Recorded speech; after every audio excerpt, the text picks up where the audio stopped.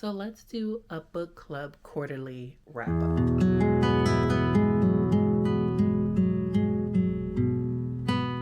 Welcome back to Reading Sprints and Chai Sips. I'm your girl Sasha Bonet. You can just call me Sasha. And the quarter is over. January, February, and March are done. We've read 3 books for the Chai and Chapters book club, and I've had a good time. Even if the books were not complete hits, I've had a great time. So let me tell you and show you what we've read. January, we read Birthday Girl by Penelope Douglas, and this book is a May-December romance, right? So this is a older man, younger women, so age gap, but that's not the only taboo of this book. He is her boyfriend's father. Now, this book was not as jaw-dropping as one would suspect. I gave this book a 3 stars. I did not care about the relationship between her and her boyfriend's father because her boyfriend was a piece of shit. Now, had you not made him a piece of shit, we could have discussed a couple more things, but nobody cares. Nobody cares. It was very blah, and everyone that I interacted with on Fable in the book club was just like, it could have been more. And I think everyone was expecting it to be more just because we've heard about Credence and how Caleb did Woods, right? So because we've heard about Credence, we were expecting something more from this, and it didn't give that, but it was perfectly fine. I gave it a 3 star. Now, On Us was for February by Nina, and this one, first I want to speak to the exclusivity of it all, of a lot of indie authors and their Patreons, and the fact that they are kind of unreachable and untouchable when it comes to accessing their physical work. You can read Nina on Kindle,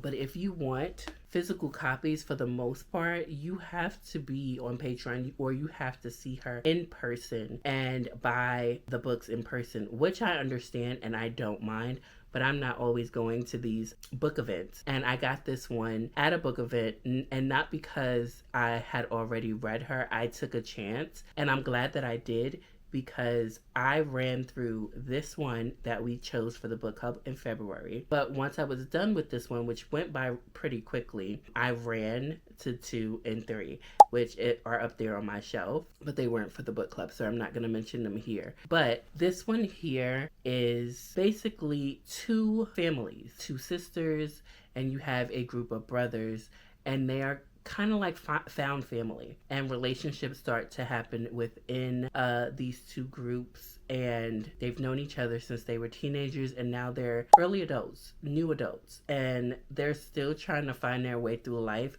with no parents, no stable lives in either camp. Neither do the girls or the guys, neither do their friends.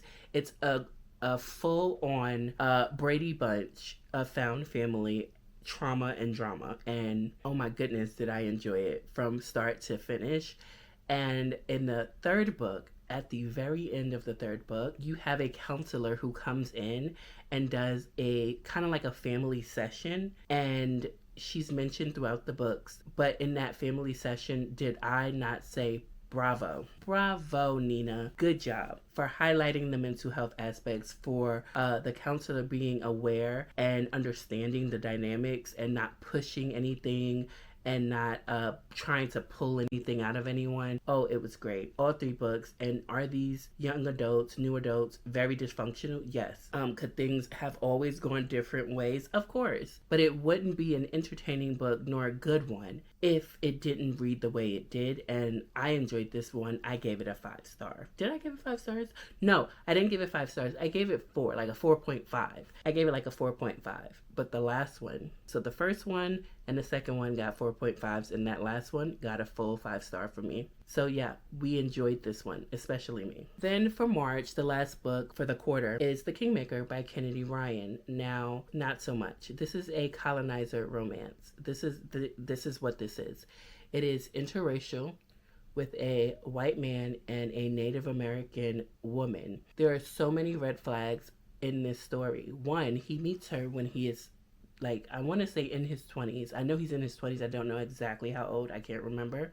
But she's 17. And they meet because his father and his father's company wants to build a pipeline that she is protesting at 17.